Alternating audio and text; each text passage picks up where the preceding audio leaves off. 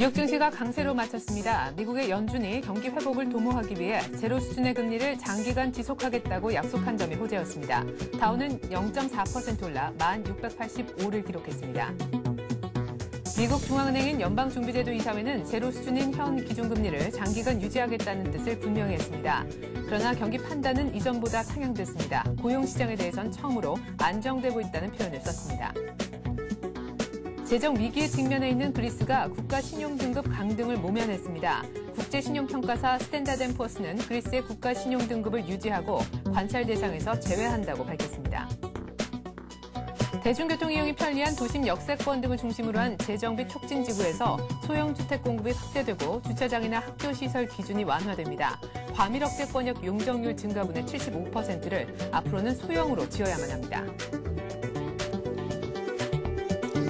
안녕하십니까. 30분 만에 다시 인사드립니다. 출발 센증시의 최애리나입니다. 어제 우리 코스피가 이틀째 조정을 받았지요. 하지만 코스닥은 좀 선전하는 모습이 있었는데요. 무엇보다 여기에는 수급의 문제가 있었습니다. 기관이 결국 펀드 환매 압력을 받아서 투신권 중심으로 현물을 2천억 가까이 던졌기 때문인데요. 사흘째 기관은 순매도를 기록을 하고 있습니다. 여기에 더해서 미국과 일본의 정책금리 결정 그리고 유럽 쪽에서 그리스에 대한 지원을 어느 정도 구체화해서 내놓을 것인지가 관심이었는데요. 같은 관망세가 어제 좀 짙어졌었지만 간밤에 드디어 이벤트가 끝이 났습니다. 이벤트에 따른 간밤의 글로벌 증시 마감 지수 먼저 확인을 해보시겠습니다. 한번 보시죠. 자, 일단 미국의 연준에서 말이죠. 저금리 기조를 상당 기간 유지하겠다라고 얘기를 했습니다. 때문에 다우가 역시나 상승세를 이어갔고 나스닥과 S&P 500의 경우에도 그 전일은 혼조였지만 다시금 플러스 쪽으로 방향을 틀었습니다. 자, 그리고 전일에 끝났던 아시아 증시 마감도 한번 보시겠습니다. 네, 지금 일본의 경우에는 말이죠. 다시금 나흘 만에 하락 조정을 받는 모습이었고요. 중국의 경우에는 사흘 만에 반등에 성공을 했지만 3,000선에는 채 도달을 못했습니다. 자, 그렇다면 전일 우리 증시 양시장 어떻게 끝났는지 지수 다시 한번 확인해 보시죠. 자, 코스피는 좀 지지부진한 흐름이 나타났습니다만 코스닥은 상대적으로 선전했던 모습이 있고요. 또 코스피 200 지수 선물의 모습도 끝으로 다시 한번 상기를 시켜드리겠습니다. 자, 오늘 이 같은 마감 지수 기억을 하시고요. 오늘의 투자 전략 전문가 모시고 세워보도록 하겠습니다.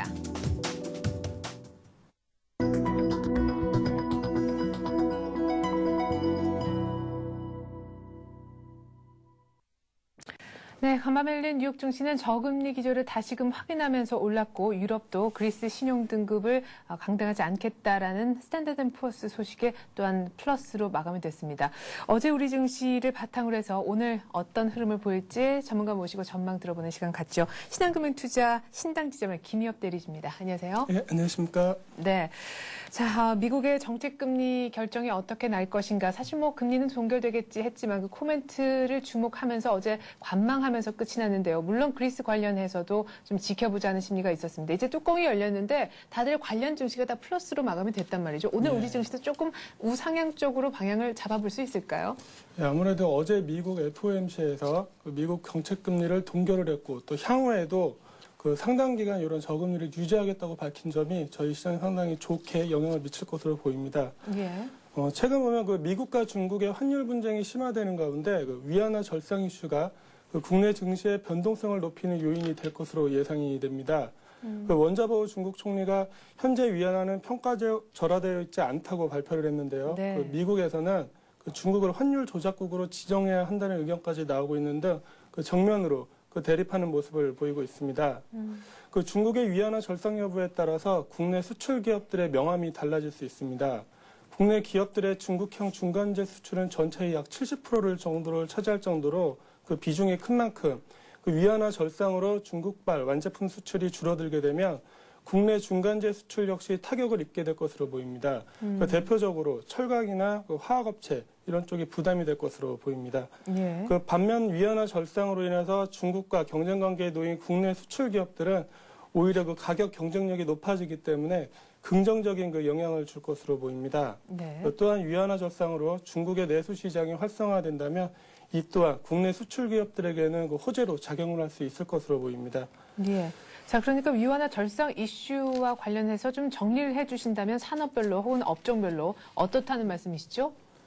예, 일단 화학업체나 철강업체 같은 경우는 중간재 수출을 주로 하기 때문에 좀 안 좋은 영향을 미칠 것 네. 같습니다. 그리고 반면에 중국의 완제품을 수출하거나 중국 내수 시장에서 활동하는 저희 우리나라 회사 같은 경우에는 가서 네. 좀 좋은 쪽으로 작용을 할 것 같습니다. 예. 자, 그렇다면 이제는 또 수급 얘기를 안 해볼 수가 없습니다. 네. 어제 뭐 코스닥은 소폭도 올랐고 코스피는 좀 지지부진한 모습이었는데 특별히 대형주가 많이 빠진 것을 저희가 확인을 할 수가 있었습니다. 이 중심에는 기관, 그중에서도 투신이 있다는 분석이에요. 예. 국내 주식형 펀드를 보면은 1월 중반 이후 그 주식시장 급락과 함께 그 저가 매수 자금이 유입되면서 2월 한 달 동안 약 그 7,356억 원이 순유입되었으나 그 3월 들어서 코스피 지수가 1,600포인트 중반까지 진입을 하면서 투자자들의 환매 욕구가 다시 그 강화되고 있습니다. 네. 그 국내 주식형 펀드의 경우 그 3월 둘째 주에만 그 3,492억 원이 감소해서 그 연초 이후 그 순유출 규모는 6,510억 원을 기록을 하고 있습니다. 그 지수가 크게 움직이지 않는 상황에서 미국의 모기지금리 상승 가능성, 그리고 미국 부동산 지표의 부진, 그리고 중국의 추가적인 긴축 조치 가능성과 그 4월부터 본격 발표될 기업들의 이익 모멘텀도 둔화가 예상되는 상황이라 그 펀드 환매는 당분간 지속될 것으로 보이는데요. 그 이는 우리 시장의 추가 상승을 제한하는 그 부담이 될 것으로 보입니다. 네, 그래요. 네. 계속해서 펀드의 환매 욕구가 좀 강화가 되면서 기관, 특별히 투신도 실탄을 계속해서 잃어버릴 수밖에 없는 그런 상황입니다. 외국인도 최근 들어서 또 특히 이번 주 들어서 강하게 사주고 있는 분위기가 아니죠. 이래저래 조금 어려운 시장이 될 것도 같습니다. 이렇게 해서 수급에 대한 얘기를 좀 해봤는데 수급하면 또 대규모 IPO 얘기를 안 할 수가 없습니다. 저희가 앞서서 이혜진 기자하고도 얘기를 좀 나눠봤지만 대한생명의 상장이 바로 오늘이지 않습니까? 예, 증시에 어떤 영향이 있을지 많은 분들이 궁금해하시잖아요. 예, 오늘 대한생명 주식이 거래소에 상장을 합니다. 그 공모가가 8,200원을 기준으로 할 때 그 시가총액이 한 7조 1천억 원에 달합니다. 또한 그 향후 5월경에 그 삼성생명이 그 예정대로 상장을 할 경우에는 그 시가총액이 20조 정도 될 것으로 예상을 하고 있습니다. 그 대한생명과 삼성생명 그 양대 생보사 상장만으로도 시가총액 한 27조 원이 불어날 것으로 보입니다. 네. 근데 또 때마침 그 4월 중에 일본 그 다이치 생명이 118억 달러 규모의 IPO가 있고 그 중국 주요 은행들의 유상증자가 상반기에 몰려 있어서 그 지금처럼 외국인 매수에 의존하는 상황에서 그 외국인 자금이 그 외국으로 분산될 경우 양대 생명보험사의 상장은 증시에 좀 큰 부담이 될 수도 있는 그런 상황입니다. 예. 최근 그 유럽의 금융위기를 일단 넘겼다는 그 안도감하에서 미국과 유럽 등지의 시장 상승과 그 외국인의 매수가 지속되면서 그 우리 시장도 상승 반등은 나왔지만 앞서 말씀드린 그 미국과 중국의 환율 분쟁, 그리고 중국의 추가 긴축 가능성, 국내 주식형 펀드의 지속적인 환매, 그리고 기업들의 이익 모멘텀 약화라는 여러 악재들이 그 지속되는 상황에서 큰 폭의 상승보다는 그 새로운 시장의 재료가 나올 때까지 당분간 1635에서 1670을 박스권으로 하는 그 좁은 박스권 장세가 예상이 되고 있습니다.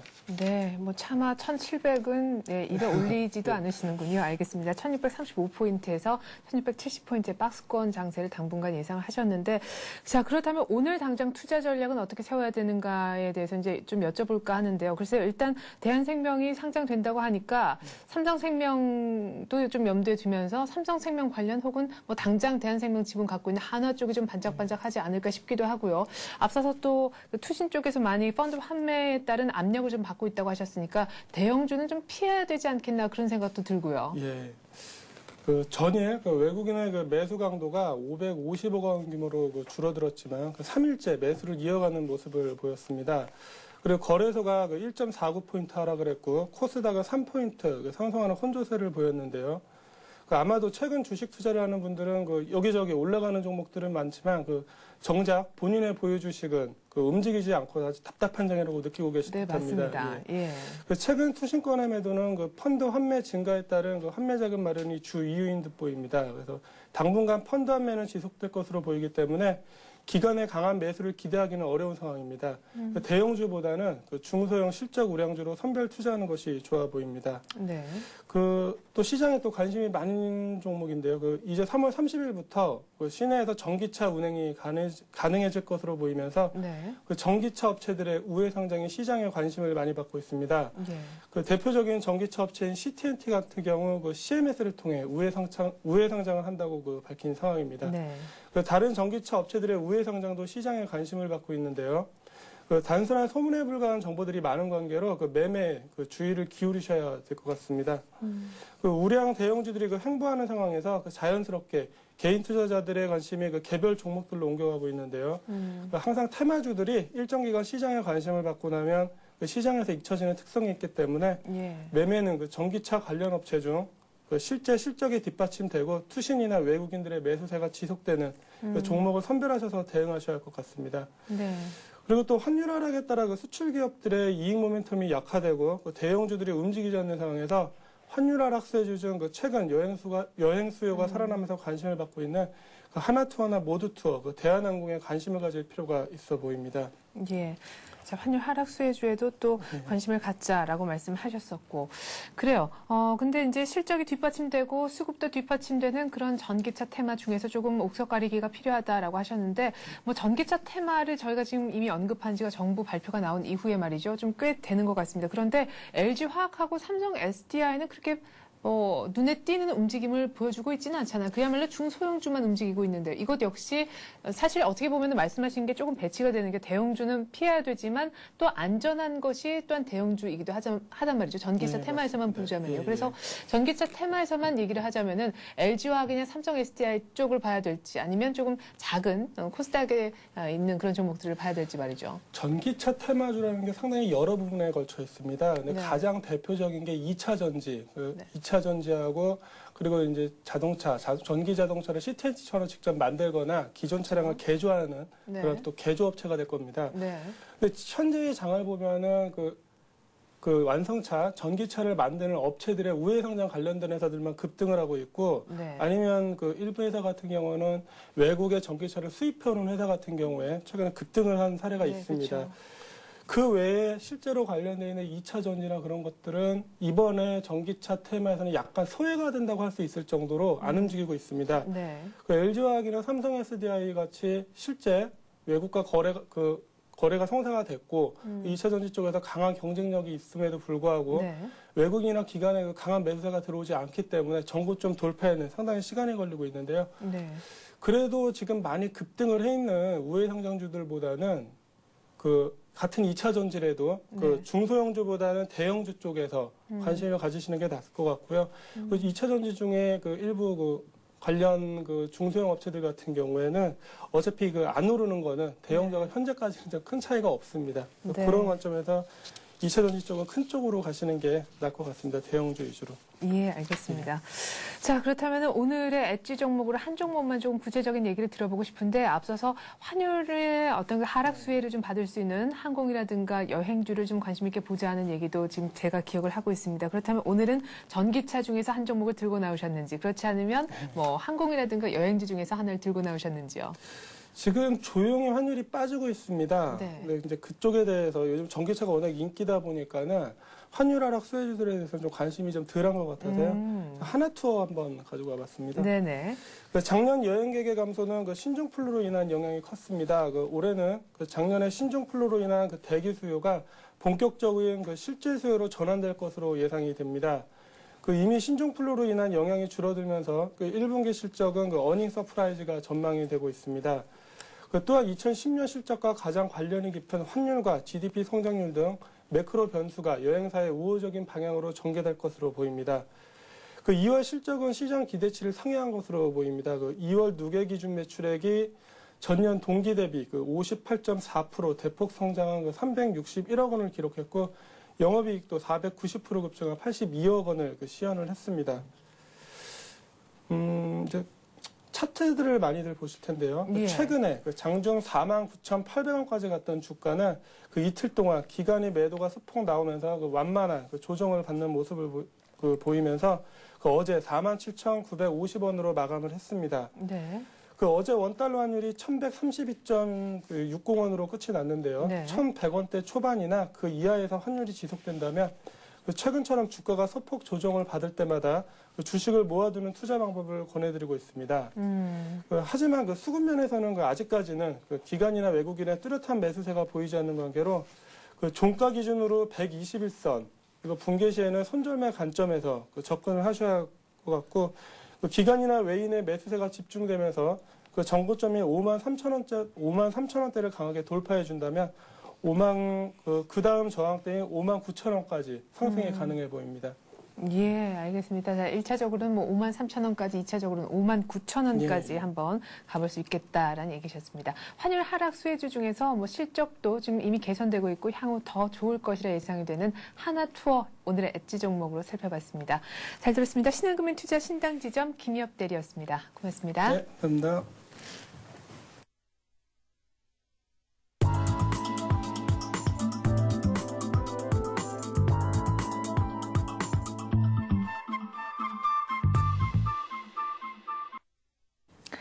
네, 이번에는 뉴스로 보는 투자의 맥 시간입니다. 지금 화제가 되고 있는 뉴스를 통해서 특징주까지 짚어보는 시간 갖겠는데요. 오늘은 대우증권 은평지점의 박정혁 과장과 함께하겠습니다. 안녕하세요. 예, 안녕하십니까? 네, 일단 첫 번째 뉴스부터 들어보죠. 어떤 뉴스 들고 나오셨나요? 예, 그렇습니다. 헤드라인 뉴스로 LG전자가 세계 TV 업체 최대 규모의 3D TV 수출 계약에 성공했다는 뉴스를 갖고 나왔습니다. 관련 종목으로는 이제 LG전자, 잘만테크, KDC, 현대 IT, TLI, LMS 등의 종목이 있는데요. 일단 뉴스 내용은 네. LG전자가 영국 최대의 위성 방송 사업자인 스카이사와 3D TV 1만 5천 대를 공급하는 그런 대형 계약을 맺었다고 밝혔습니다. 스카이 스포츠는 내달부터 프리미어 리그 축구 경기 중계를 중심으로 3D 전용 채널을 오픈할 계획으로 LG전자 3D TV를 전국 전역의 펍이나 스포츠바, 클럽, 레스토랑 등 공공업소에 설치해 대대적인 3D품 조성에 나설 계획이라고 합니다. 네. 자, 그래요. LG전자의 3D TV 관련 수혜를 받을 수 있는 종목들을 좀 몇몇 언급을 해주셨는데 다시 한번 관련 테마주들이라고도 할 수가 있겠죠. 뭐 이 뉴스에 관련 테마라고도 볼 수가 있겠는데 일단 종목 먼저 좀 정리를 들어볼까요? 예, 그렇습니다. 일단 LG전자가 계약을 맺은 만큼 LG전자가 네. 최대 수혜를 받을 것이라고 생각을 했었습니다만 네. 사실 어저께 그렇게 주가는 좋지 못했습니다. 그렇죠. LG전자 같은 경우는 그 3D TV 외에도 아무래도 그 휴대폰이나 헤드셋 쪽으로 좀 문제가 있다라고 이제 생각하는 바가 있어서 주가는 그렇게 크게 반응을 하지 못했는데 그 외 3D 테마 종목들은 반응을 했습니다. 네. 일단 뭐 현대 IT나 잘만테크, TLI나 LMS 등이 일단 반등에 성공을 한 모습이었습니다. 네, 그래요. 자, 잘만테크, KDC, 뭐 현대 IT 등등이 있는데, 자, 그 중에서도 어떤 종목이 그렇다면 정작 LG전자는 수혜를 못 받고 예. 어떤 종목이 가장 크게 앞으로도 수혜를 받을 것이라고 보시는지요? 일단 종목을 TLI를 한번 꼽아봤습니다. TLI 예. 같은 경우는 LCD 부품 업체입니다. 그러니까 TLI 같은 경우에 그 대형 LCD에 들어가는 핵심 반도체 부품인 타이밍 컨트롤러를 생산하는 그런 업체인데요. 네. 그 LG 디스플레이가 이 회사 지분을 12.69%를 갖고 있습니다.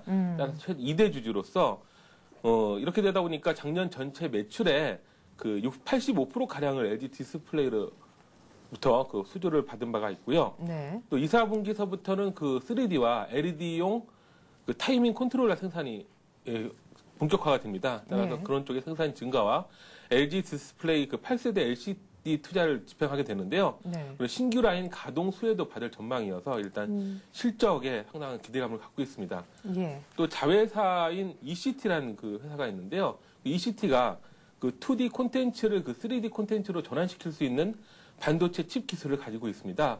따라서 이를 통한 성과를 기대해 보겠습니다. 네. 자회사를 통해서 또한 실적이 좋아질 것 같고 지금 일단 LG 디스플레이로부터 많은 수주를 따내고 있는 그런 종목이 되겠습니다. TLI, LCD 부품 업체인데요. 현재 주가 한번 보면서 앞으로 만약에 지금쯤 또 살 수 있는 자리인지 만약에 사본다면 어느 정도까지 수익을 기대할 수 있는지도 한번 여쭤보죠. 예, 그 TLI 차트를 잠깐 보시겠습니다. 네. TLI 같은 경우는 이제 물량대를 뛰어넘는 그런 주가의 흐름이 나왔습니다. 사실 그 전고점, 네 번째 뚫지 못하는 그 전고점 조금 자리에 크게 한번 볼 수 있을까요? 전고점 위치에 와 있는데요. 이 전고점 위치를 돌파하고 갈 수 있는 그런 여력이 있느냐 없느냐가 가장 큰 문제일 것입니다. 일단 지금 PER만 따져도 IT 업종제에서 가장 저평가되어 있다고 볼 수 있는데 PER이 한 8.9배 정도밖에 되지 않습니다. 따라서 주가가 상당히 상승을 했음에도 불구하고 실적 그 펀더멘탈적으로 가격 메리트는 충분히 있다라고 생각이 되고요. 예. 이러한 전고점을 뚫는 모습이 나온다면은 아무래도 이 이상 한 3만 원까지 지금 증권사에서 한 3만 원 정도 물가 나오는 것 같은데 3만 원까지 갈 수 있지 않을까 생각이 됩니다. 예. 자, 그렇다면은 만약에 사서 지금 흔들릴 것 같지는 않지만 혹여나 또한 변수가 있어서 빠지게 된다면 손절은 어느 정도에서 해보면 좀 안정적일까요? 일단 이 물량대가 몰려 있는 2만 원하고 2만 1천 원 사이가 이제 손절매 가격이 되겠는데요. 네. 일단 전 바닥권 수준에서 한 2만 1천 원 정도 되겠습니다. 2만 네. 1천 원 수준에서는 일단 손절매 하시는 게 나을 것 같습니다. 네, 전고점인 2만 5천 원 조금 못 되는 가격을 뚫으면은 지금 증권사에서 전망하는 것처럼 한 3만 원까지는 가볼 수 있지 않겠느냐라고 전망하셨습니다. TLI에 대한 얘기였고요. 또 하나만 더 수혜를 받을 수 있는 종목 볼까요? LMS를 말씀드리겠습니다. LMS 같은 경우에 우리가 보통 3D TV나 3D 영화관에 가서 이제 저희가 3D 영상을 볼 때 안경을 쓰게 되는데요. 사실 안경을 쓰고 하루 종일 돌아다닐 수는 없습니다. 예, 그렇죠. 따라서 이 무안경 3D를 가능케 하는 그런 핵심적인 기술, 그 렌티큘러 렌즈라고 하는데요. 그 렌티큘러 렌즈를 국내에서 유일하게 상용한 경험이 있어 그 무안경 방식의 기술적 우위를 인정받은 바가 있습니다. 현재 헤드셋 등 그 모바일 기기에 사용되는 프리즘 시트를 개발하는 그런 업체인데요. 중소형 프리즘 시장과 광 픽업 렌즈 시장에서는 과점적인 지위를 가지고 있는 우수한 회사입니다. 이 무안경 방식의 기술이 결국 3D 시장을 확대시킬 수 있는 원천 기술이라고 한다면 아무래도 3D TV 시장으로의 그 진출을 기대해 보겠습니다. 예. 자, 그렇다면 LMS도 차트를 한번 볼 수 있을까요? 네, LMS 차트를 보시겠습니다. LMS도 물량대를 뛰어넘는 모습이 나왔습니다. 양봉을 길게 올리는 모습이 나왔었는데요. 일단 전고점 14,850원까지는 갭이 있고요. 그 차이가 한 1,500원 정도 됩니다. 따라서 지금 같은 상황에서는 전고점까지 1차 목표가 잡으시는 게 나을 것 같고요. 네. 한 10% 정도 수익을 낼 수 있을 거라고 보여집니다.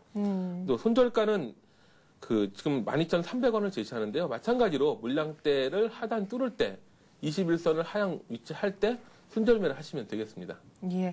자, 그렇다면 TLI와 LMS 두 가지를 저희가 한번 뉴스 관련 테마주로 한번 봤는데요. TLI와 LMS 둘 다 일단은 물량대를 뛰어넘은 공통점을 갖고 있습니다. 둘 중에 굳이 한 종목만 지금 사야 된다면 어떤 종목이 더 나을까요? 일단 한눈에 보기에는 TLI가 더 세 보입니다. TLI 같은 경우에는 전고점에 아무래도 근접해 있어서 가격적인 부담은 있습니다. 하지만 현재 나오는 뉴스나 2, 4분기서부터 배가 되는 그런 실적을 감안한다면은 전고점은 무난히 뛰어넘을 수 있지 않을까라고 생각이 되고요. 예. 단순 3D 테마뿐만 아니라 LED 테마도 갖고 있고, 그렇죠. 그리고 지금 최근 LG 디스플레이에서 그 신규 가동하는 8세 라인의 최대 수혜주가 될 수도 있기 때문에 아무래도 TLI 쪽으로 관심을 좀 더 갖는 것이 낫지 않을까 생각이 듭니다. 네, 이건 또한 새로운 여담이 될 수도 있겠습니다만 이제 LG전자 관련해서 3D TV 수혜주를 저희가 분석을 해봤고 그 중에서 탑은 TLI다라는 정리신데 삼성전자도 만만치 않게 3D TV 공략을 지금 글로벌 시장에서 하려 한단 말이죠. 예, 그렇습니다. 삼성전자 3D TV 관련 수혜를 받는 종목보다 이쪽이 더 낫습니까? 일장일단을 가릴 수는 없는데요. 네. 삼성전자 같은 경우에는 물론 3D TV 시장에 뛰어든다고 했지만은 아무래도 지금 현재로서는 LED TV 쪽으로 초점을 맞추고 있는 상황입니다. 따라서 삼성전자 관련해서는 LED TV를 주목하는 것이 좋겠고, LED TV 관련해서 이제 한솔 LCD 같은 LED 그 생산 업체에 초점을 맞추시는 게 좋을 것 같습니다. 예. 자, 다음으로 이제 뉴스 하나만 좀 더 보고 싶은데요. 두 번째 뉴스로 어떤 거 들고 나오셨나요? 예, 어저께 기아차가 신차 TF, 그러니까 K7에 이어서 K5 후속 모델을 공개했습니다. 예. 그 기아차가 중형 세단 신차 TF 프로젝트 명인데요. 오는 4월 2010년 뉴욕 모터쇼를 통해서 전 세계에 공개되며 국내에는 5월 출시할 것이라는 그런 예상되는 보도를 내놨습니다. 또 현대 기아차 그룹도 신용 등급이 동시에 상향되는 뉴스도 나왔었습니다. 예. 자, 때문에 이래저래 그 전에 눌리기도 했었고요. 어제 기아차 주가가 4% 이상이나 급등을 했었는데 역시나 관련 수혜주는 기아차가 될 것 같네요. 그렇습니다. 기아차가 일단 모델을 출시함으로써 기아차가 최대 수혜주가 될 거다라는 얘기가 많습니다. 특히 그 프라이드로 대표됐던 그런 기아차가 그 소형차 전문 그 생산 업체로부터 탈피해서 오피러스 K7 등을 통해 준중형차 생산 업체로 발돋움을 했다는 평입니다. 네. 2월 중국 승용차 시장 점유율도 전년 동월 대비 128.5%가 증가를 했고요. 2월 국내 판매량도 13만 8,811대로 작년 동기 대비 46.2%가 증가를 했습니다. 그 현대차랑 많이 비교를 하는데요. 예. 그 주가 수준은 현대차 대비 상대적으로 저평가되어 있다라고 얘기를 합니다. 억지로 비교를 하자면 4, 4분기 실적만 볼 때 그 매출액과 영업이익이 각각 59% 그리고 49% 수준입니다. 하지만 주가는 25%가 채 되지 않습니다. 최근 하락으로 가격 메리트가 발생한 것도 기아차에 대한 그런 투자 매력을 불러일으키고 있습니다. 예. 자, 어제 이제 또 그제 급하게 바닥을 찍고 위로 올라왔었습니다. 기아차 주가 흐름 한번 확인을 해보죠. 예, 기아차 보시겠습니다. 네. 자, 기아차가 어제 쑥 올라와서 22,300원까지 올라왔죠. 네, 그렇습니다. 기아차가 어저께 하루 만에 그러니까 네. 한 번에 61선을 돌파하는 그런 강한 모습을 보여줬습니다. 외국인과 기관 양매수가 들어오면서 기아차를 들어 올렸는데요. 네. 아무래도 최근 주가 하락으로 인해서 가격 메리트가 충분히 발생을 했고요. 그러니까 어저께 이전에 한 4일 연속 100만 주 이상 팔던 기관들이 매도를 멈추고 매수에 가담했다는 것도 주목해 볼만 하겠습니다. 그렇군요. 자, 그런데 기아차도 그렇지만 환율이 계속해서 사실은 내리고 있어서 말이죠. 이런 자동차주를 보는 것도 괜찮을까요? 물론 이런 뉴스가 있긴 하지만요. 그러니까 단기적으로 사실 접근하는 게 맞습니다. 환율 우려를 한다면요. 예. 일단 그 위안화 절상 시기에 대해서 말들이 많습니다. 그 시기에 대해서 말들이 많으면서 우리나라 그 원화도 차츰차츰 내려가고 있는데요. 네. 실질적으로 가격 경쟁력을 비교해 볼 때는 우리나라뿐만 아니라 일본도 엔화가 하락하고 있기 때문에 실질적으로 해외 시장에서 경쟁할 수 있는 요소, 불안 요소는 없다고 볼 수가 있습니다. 단지 그 수익적인 측면에서 매출 규모나 수익 규모가 줄어들 수 있다는 우려는 하고 있는데요. 그런 것은 곧 신차 효과로 인한 그 매출 증가로 커버를 할 수 있지 않을까라고 생각이 듭니다. 네. 증권사에서도 1, 4분기 실적에 대해서는 전년 동기에 대비해서는 상당히 좋아질 거로 생각을 하고 있으나 그러니까 전분기 대비해서는 소폭 하락할 것으로 일단은 보고 있습니다. 네, 이렇게 해서 기아차 얘기를 한번 들어봤습니다. 지금 정도에 들어가 봐도 괜찮은 거죠? 61선 돌파했으니까요. 강할 때 따라 붙는 게 나을 것 같고요. 대신 강하게 따라 붙는 걸 사가지고는 사실 수익을 많이 얻을 수는 없습니다. 네. 또 장기 보유하기도 힘들고요. 지금 테마를 이용해서 단기적으로 매매하는 것이 좋을 듯합니다. 네. 자, 그렇다면 기아차만 보면 좀 아쉬우니까요. 관련 부품이라든가 TF에 관련된 또 일을 하는 그런 회사도 있을 것 같아요. 예, 그 관련 부품주들, SL, 세종공업, 화신, 성우의 하이텍 등의 주가가 있습니다. 주식들이, 종목들이 있습니다. 네. 그 중에서 세종공업을 추천드릴 텐데요. 세종공업 같은 경우는 현대차, 기아차로부터 그랜드 품질 5스타 1호에 선정되어서 완성차로부터 그 끈끈한 그 관계를 형성하고 있다는 점이 앞으로 수익을 추정하는 데 도움이 될 것 같습니다. 네, 차트를 한번 보죠. 네, 세종공업 같은 경우는 상대적으로 좀 작은 종목이라서 기아차가 좀 부담스러우신 분들한테는 또 괜찮을 것 같다는 생각도 들어요. 예, 세종공업 같은 경우도 선조정을 크게 받았습니다. 지금 그러네요. 전바닥 수준에서 반등을 이뤄내고 있는데요. 현재 주가 8,020원으로 PER이 4.0배, PBR이 0.89배밖에 되지 않습니다. 예. 동종 자동차 부품 업체 중에서는 가장 저평가되어 있다고 생각하는데요. 그 저평가 가치주로서의 매력이 있을 것이라고 생각이 듭니다. 네. 자, 이렇게 해서 기아차 신차 프로젝트명 TF 공개한 것에 대한 관한 최대 수혜주는 기아차 또 관련해서 부품주로 세종공업까지 꼽아주셨습니다. 이렇게 해서 오늘 뉴스로 보는 투자의 맥은요. 대우증권 은평지점 박종혁 과장과 함께했습니다. 과장님 말씀 고맙습니다. 감사합니다. 네, 3월 17일 수요일 우리 주식시장 개장을 약 한 2분 정도 남겨두고 있습니다. 어제 코스피가 좀 지지부진해서 정말 장이 재미가 없었는데 코스닥 정도만 소폭의 상승이 있었습니다. 오늘 아침에 어떤 흐름일지 궁금한데 말이죠. 일단 예상 지수 확인을 해보도록 하겠습니다. 자, 화면 함께 보시죠. 네, 현재 삼성전자가 1%, 포스코가 또 1%가량, 현대차도 어제에 이어서 반등을 하면서 출발하지 않을까 싶고요. 어제 강했었던 은행주, 신한지주와 KB금융도 오늘 모두 다 상승 출발이 예고가 되고 있습니다. 현대중공업도 오늘은 플러스로 출발이 예상됩니다. LG전자까지도 오늘은 모두 상승 출발하시리라는 생각이 드는데 말이죠. LG화학은 일단 좀 조용한 분위기, LG디스플레이 한번 볼까요? 네, 어제 LG디스플레이가 역시나 계속해서 1분기 실적 기대감이 있는 종목인데 때문에 수급도 좋은 상황이죠. 오늘도 아침에 벌써 2.5% 뛰면서 출발할 것 같습니다. 지금 화면에 보여지는 종목 가운데 가장 세일 것 같아요. 그리고 어제 블록세일 어느 정도 1달러치인 하이닉스도 오늘 1.7% 추가적인 상승이 기대가 되는데 오늘 아침에 24,000원을 터치하지 않을까 싶습니다. 현재 모비스도 오늘 플러스 1.4%. 좀 전에 저희가 얘기를 해봤던 기아차 한번 볼까요? 네, 기아차도 오늘 1% 정도 추가 상승을 하면서 어제 긴 양봉 이후에 또 추가적인 3 양봉이 계속해서 나올 것 같습니다. 자, 대한생명이 오늘 이제 상장이 됩니다. 바로 이 종목에 많은 사람들의 관심이 쏠릴 것 같은데요. 공모가가 8,200원이었는데 오늘 시초가가 한 1,750원 정도 나오지 않을까? 그렇게 하면 6.7% 급등하면서 출발하는 셈이 되지요. 현대제철, 기업은행 모두 다 1%씩 오를 것 같습니다.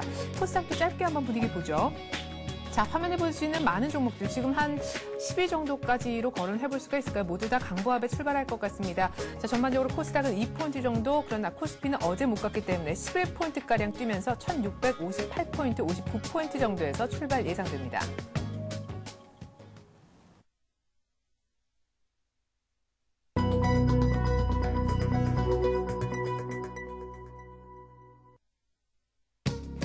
네, 3월 17일 수요일 우리 주식시장 이제 막 개장을 했습니다. 역시나 그렇군요. 미국의 FOMC에서 어떤 얘기가 나오냐 많이들 기대를 했었는데 역시나 상당 기간 저금리 기조를 유지하겠다라는 얘기가 나오면서 오늘 코스피가 어제 못 갔던 또 그제 못 갔던 부분들을 만회를 하는 모습입니다.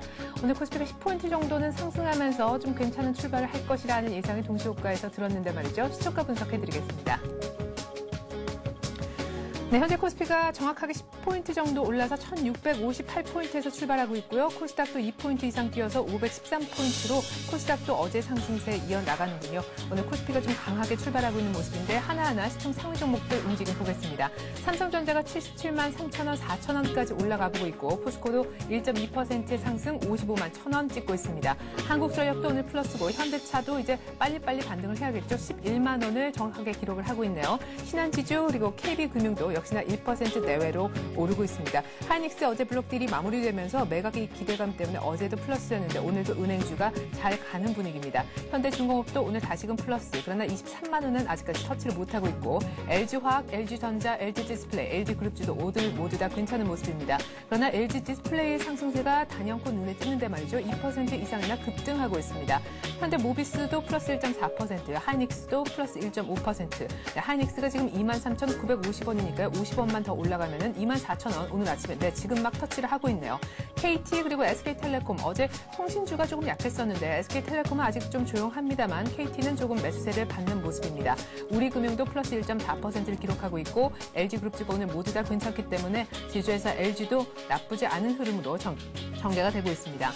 자, 계속해서 다음 종목들도 보시겠는데요. SK에너지가 1% 이상, 신세계도 어제 이어서 오늘도 플러스를 달고 있으면 어제 강보합 정도로 좀 조용했었는데 오늘 2% 가까이 괜찮은 출발하고 있네요. 롯데쇼핑도 신세계만큼은 아니지만 상승폭이 괜찮고요. 삼성물산도 1% 이상, 삼성화재도 1.5% 이상이나 오르고 있습니다. 자, 삼성전기도 1% 가까운 상승, 기업은행, 현대제철 모두 괜찮습니다. 자, 동시효과 상황에서는 오늘 처음 상장하게 될 이제 막 상장이 됐겠죠. 대한생명의 모습이 보여졌는데 일단 지금 화면에선 보여지지 않고 있는데 말이죠. 대한생명에 대한 얘기는 잠시 후에 해보도록 하겠습니다. 코스닥도 짧게 한번 분위기를 봐야겠죠. 자, 서울반도체가 오늘 1% 이상 좀 괜찮은 상승폭 나오고요. 다음도 1% 이상 오르고 있습니다. 이 밖에 셀트리온, SK브로드밴드, 포스코, ICT도 오늘 반등이죠. 메가스터디 모두 다 매수세를 받고 있습니다. CJ 오쇼핑까지 특별히 떨어지는 종목이 눈에 안 들어오는 것이 특징이라 하겠는데요. 차바이오앤디오스텍도 어제 이어서 오늘 상승이 괜찮습니다. 동국 SNC 1% 가까운 상승, 그리고 어제 4% 이상이나 급등했던 SK컴즈가 오늘 차익실현 매물 안 나오고 더 올라가는 것이 인상적이고요. 자, 전반적으로 다 플러스입니다. 지금 코스닥 저희가 화면에 보여드렸던 종목이 모두 다 상승 내지는 보합 정도로 마무리가 되고 있는데요. 멜파스도 어제 큰 폭의 상승이 있었지만 오늘 밀리지 않는 것이 특징입니다. 루멘스도 오늘 1% 가까이 추가 상승하고 있네요.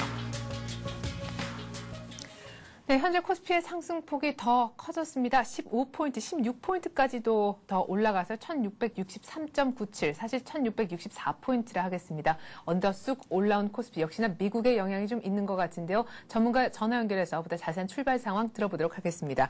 현대증권 투자분석부에 있는 배성영 연구원 전화 연결해보죠. 안녕하세요. 예, 안녕하세요. 네, FOMC 역할이 좀 있는 것 같아요. 예, 역시 FOMC에서 상당 기간 저금리 기조를 유지한다고 얘기를 하면서 일단 어제 달러가 약세로 반전했고요.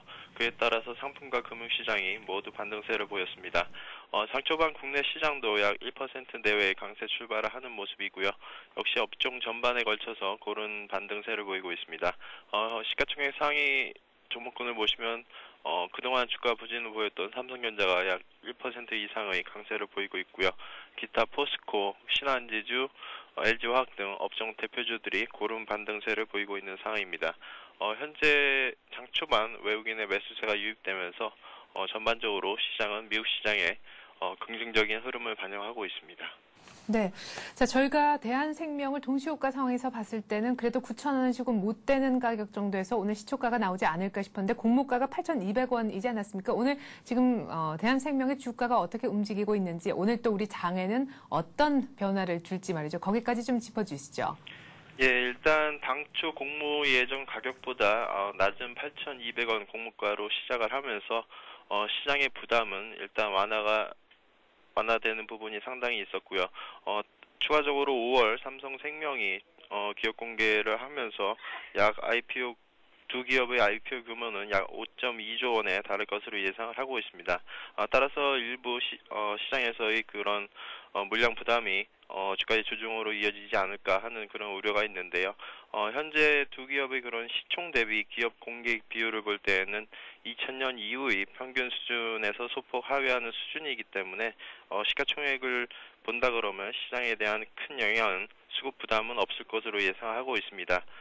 특히 생보사 상장에 따른 업종별 섹터별 영향은 다소 영향이 있을 것으로 예상하고 있는데요. 역시 기관과 외국인의 펀드 내 포트폴리오 비중의 변화가 예상되고 있습니다. 금융업종의 비중 확대와 반면 기타 여타 섹터로의 비중 감소는 불가피할 것으로 예상을 할 수 있겠고요. 최근 전반적인 수급 모멘텀이 강하지 않는 상황에서 역시 금융 섹터의 비중 확대를 위해서 기타 섹터는 일단 외국인과 기관의 수급적인 측면에서 매물이 나올 수 있다라는 점은 시장 대응에 있어서 참고할 필요가 있다고 보고 있습니다. 네. 자, 오늘 대한생명을 위시해서 금융섹터가 좀, 스포트라이트를 받을 것 같다 하는 그런 생각이 드는데 말이죠. 일단은 오늘 지금 분위기로 봤을 때는 오늘 장이 또 지금까지 못 간 것도 있고 좀 갈 것 같다 하는 생각이 듭니다. 그렇다면 오늘 좀 많은 이슈가 될 금융 쪽, 은행 섹터에 잠깐이나마 단기적으로 관심을 갖는 것이 좋겠습니까? 아니면 다른 쪽, 예를 들어서 실적 호전 업종이라든가 실적 호전주 쪽으로 보는 것이 조금 긴 안목에서 안정적일까요? 예, 역시 아직까지는 시장에서 뚜렷한 주도주가 없다라는 점에서 어느 업종에 좀 치우친 전략보다는 포트폴리오를 전반적으로 좀 다양하게 유지할 필요가 있겠고요. 시기적으로 1분기 어닝 시즌을 선반영하는 시기이기 때문에 실적 측면에서 상대적으로 모멘텀이 부각될 수 있는 그런 섹터로 접근하시는 것이 보다 유리할 것으로 보고 있습니다. 이러한 섹터에는 에너지와 산업재 그리고 금융 섹터가 포함될 수 있다고 보이고요. 다만 이전 사이클의 주도주였던 IT 섹터가 최근 생보사 상장에 따른 부정적인 반사 효과와 최근 원달러 환율이 점진적인 하락세를 보이면서 그러한 환율 모멘텀이 다소 감소하고 있기 때문에 일단 매매에 있어서는 IT 섹터에 대해서는 주도주 위주로 수급 요인을 점검하시면서 편입하시는 것이 좋다고 보고 있습니다.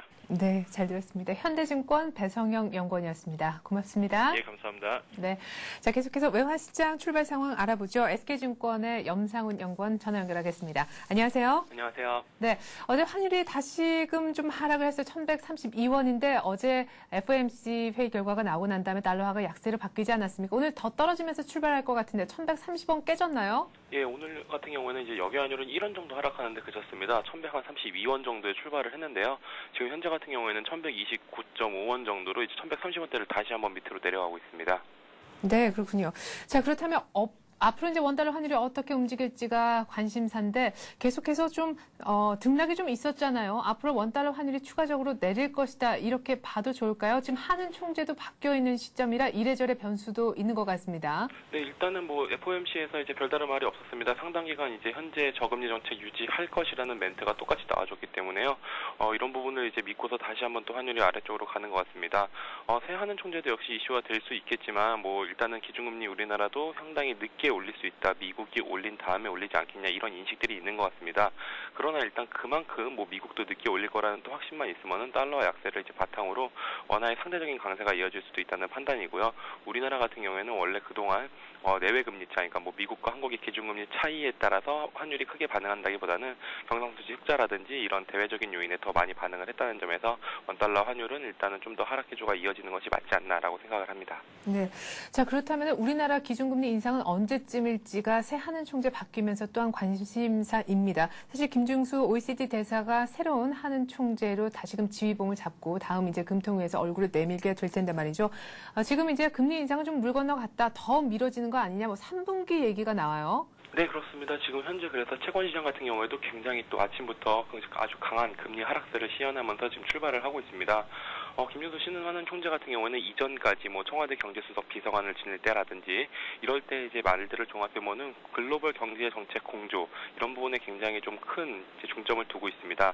아무래도 이제 바깥에 이제 큰 나라들 G7 나라들 같은 이런 나라들이 현재 여전히 좀 어려운 모습을 보이고 있는데 과연 우리나라가 먼저 출구 전략을 시행하는 것이 맞냐 이랬던 발언들이 상당히 많았기 때문에요. 시장이 이렇게 예상을 하는 것 같은데 일단 우리나라도 이렇게 되면은 미국의 기준금리 인상 시점과 최소한 발을 맞추거나 오히려 그거보다 약간 더 늦게 하지 않을까라는 생각들을 하고 있고요.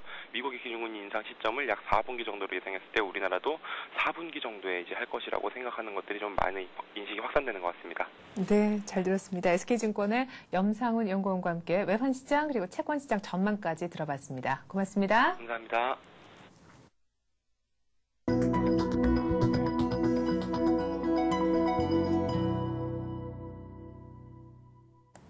네, 시각 시장 흐름 고수와 함께 짚어보는 시간입니다. 이름하여 고수 비책 엿보기 시간인데요. 어제와 다름없이 정양환 전문가와 함께하겠습니다. 안녕하세요. 안녕하십니까. 네, 자 현재 코스피가 1660이에요. 다시금 네. 1660이라는 숫자를 부를 수가 있게 됐습니다. 중간에 좀 헤맸던 시간이 있지만 이제 다시 원 위치로 돌아왔다라는 느낌인데 오늘 아침에 어떤 특징적인 움직임이 눈에 띄시는지요?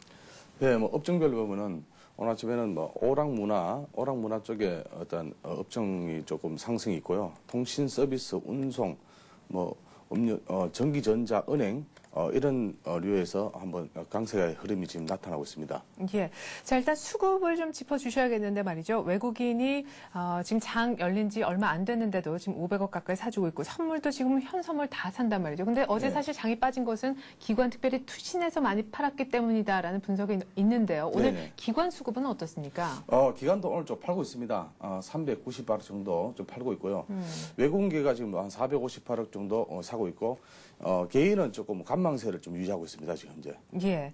자, 그렇다면은 지금 1660, 사실은 1600대에서 1630선까지 올라왔고 그 여러 가지 이동평균선이 몰려 있는 저항선을 다 뚫고 1660까지 갔다가 다시 밀렸다가 오늘 온 것인데요. 네. 1660을 넘어서 사실 어제 기관 매물이 그때부터 많이 들어오기 시작했고 사실 1700에 가깝게 되면은 더더군다나 투신에서는 펀드 환매 압력에 시달릴 수밖에 없는데 그렇다면 계속해서 박스권이고 1660 이상 올라가기도 좀 버겁다는 생각도 들거든요. 오늘장 전망은 어떻게 하시는지요? 네, 오늘 장은 아침에 출발은 코스피는 0.66% 출발했거든요. 했는데 지금 0.77% 조금 위에서 조금 맞고 좀 내려오는데요. 기관들의 지금 환매 부담도 있지만 투신들의 투신과 증권들의 지금 매도 물량이 좀 많이 나오고 있습니다. 그래서 지금 오늘은 아무래도 조금 오후장에서 한번 보는 게 좋겠고요. 현 시점에서는 조금 관망하시면서 너무 추격 매수하지 마시고 관망하시면서 한번 보시면 되겠습니다. 네. 자, 또 뭐 박스권에서 계속해서 관망 얘기는 정말 계속해서 나오는 부분인 것 같습니다. 하지만 다 관망할 수는 없잖아요. 뭔가를 좀 사고자 혹은 팔고자 하는 것이 이제 우리 투자자분들의 심리인데 네네. 오늘 처음으로 상장된 대한생명 얘기를 좀 해주시죠. 네네. 아까 보니까 3% 이상 오르더라고요. 예, 지금 대한생명 같은 경우는요.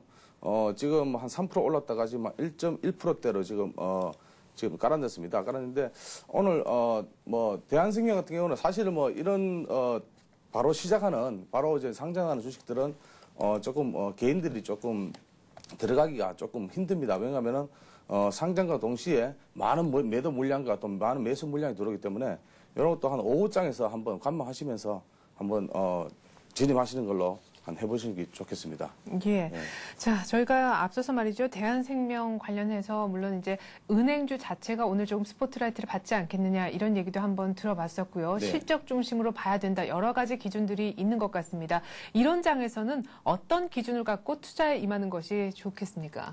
네, 이런 장에서는 일단은 실적 실적 모멘텀이 좋은 어떤 저평가주의 진입이 좀 가능하겠고요. 네. 저평가주로 부각되는 건 최근에 비철금속, 자동차, 은행 관련주들이 저평가로 지금 되고 있습니다. 그래서 이런 어떤 업종들에 보시면서 한번 진입하시면 되겠습니다.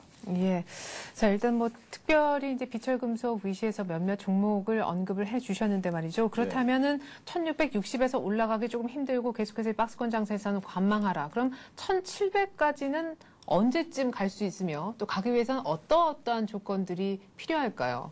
네, 뭐 어제 같은 경우 좀 차기 한흥 총재 김정수 대사의 내정 소식됐다는 소식에 앞으로 저금리 기조가 유지된다는 어떤 그런 안도감이 있었는데요. 네. 1700선까지 가려면은 아직까지는 뭐 박스권 탈출을 봐야 됩니다. 일단은 탈출을 봐야 되고 1700선까지 가려면은 아마 중반기 쉽게 말하면 한 6월 달 정도 돼야지만이 어떤 그런 흐름이 안 나오겠나 싶습니다. 네. 네, 그렇군요. 일단은 박스권을 뭐 뚫어야 1700을 간다. 네. 예, 뭐 많이들 알고 계시는 부분이죠. 뭐 네. 어떻게 이제 박스권을 뚫느냐가 관건이 될 것 같은데요. 자, 그리고 오늘 한 종목만 조금 더 종목이긴 하지만 여쭤보고 싶은 것이요. 네. 바로 하이닉스입니다. 어제도 저희가 좀 얘기를 나눴던 기억이 나는데 지금 네. 6일째 상승한 것 같거든요. 예. 오늘 만약 종가까지 상승을 한다면 말이죠. 이제 네네. 매물 부담, 그러니까 소위 말하는 오버행 이슈는 완전히 털어냈잖아요. 네. 예. 그러니까 하이닉스 지금 2만 거의 4천 원 오늘 아침에 살짝 터치를 하고 약간 이제 음봉 그리는 것도 같은데 예. 글쎄 얼마까지 보십니까? 단기적으로요? 하이닉스는 단기적으로 보면 한 2만 5천 원까지는 가능하겠고요. 이제 하이닉스 같은 경우는 현재 매물대 물량이 좀 많이 나오기 때문에 아무래도 매물대를 조금 소화시키고 나면은 한 2만 5천 원 단기적으로는, 장기적으로는 뭐 2만 6천 원까지도 장기는 아니고 중기적으로 보면 네. 한 2만 6천 원까지 보겠습니다. 네. 네. 자, 지금 쌍바닥 찍고 위쪽으로 올라오는 그런 패턴의 기술적인 차트가 있는데 말이죠. 하이닉스 지금 들어가도 늦진 않겠습니까? 네, 지금 오늘 하이닉스가 조금 밑골을 달았는데요. 아래 밑골을 좀 달았는데 저는 이렇게 합니다. 예를 들어 만약에 한 2만 한 3천 한 500원, 600원 정도에까지 밀린다면은 네. 일단은 진입 가능하다 봅니다. 예, 네. 알겠습니다. 23,500원 정도, 지금 현재 23,800원 정도인데요. 네. 약간 밀리면은 한번 사보시는 것도 좋을 것 같다라는 의견이셨습니다. 이렇게 해서 오늘 출발 시장 분석은요, 정량환 전문가와 함께했습니다. 말씀 고맙습니다. 감사합니다. 네, 현재 코스피가 13포인트 이상 올라서요. 1660 뚫고 1661포인트까지 올라왔습니다. 코스닥도 1포인트, 오히려 상승폭을 조금은 내줬지만 그래도 520선은 유지하면서 522선을 가리키고 있습니다. 자, 코스닥에서도 외국인과 개인이 동반 매수하고 거래소 내에서도요. 오래간만에 외국인과 개인이 손을 잡은 모습이 연출이 되는군요. 장 열린 지 약 한 20분이 채 안 되는데요. 외국인이 500억 이상을 담아주고 있습니다. 이번 주 들어서 외국인들의 수급을 봤을 때 오늘 이 정도의 수급은 괜찮다 하는 생각이 드는데요. 역시나 FOMC에서 저금리 기조를 상당 기간 유지하겠다라고 발언을 한 것이 외국인들로 하여금 좀 안심을 시켜서 달러와 약세, 우리 증시의 우호적인 수급 환경을 조성을 해주는 것 같습니다. 저는 10분 뒤쯤에요. 마켓앤센 증시로 다시금 인사드리도록 하겠습니다. 고맙습니다.